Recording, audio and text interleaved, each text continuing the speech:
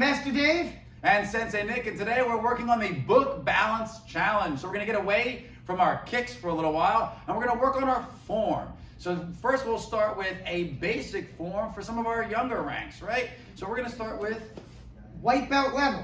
Okay, so white belt level, you can take whatever book you want, you can put on your head. Your white belt, all you're working, up, in, out, down, chamber. Don't let the book fall. Okay, now, more advanced guys, I'm gonna take the book down for a minute. More advanced guys, so like let's say intermediate level, this is like half yellow, yellow, orange, blocks across the floor. So you're gonna step forward and you can do the down blocks. You can do your inside blocks. You can even do them in reverse. Making sure it's still trying crescent step without dropping the book and still holding your stance.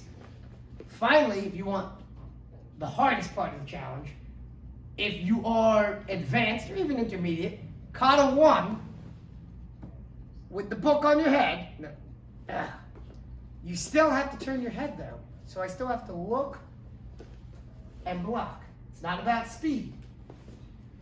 I still have to look before I go and block. Look. Oh, I feel the book moving. 1, 2, 3. Turn. Can I do the big spin? Woo. And see if you can make it to the whole kata. It's probably easier with hair. I think so. Probably easier with hair. We always challenge ourselves though. That's your challenge. Pick a book and get working. All right, guys. Have a great day.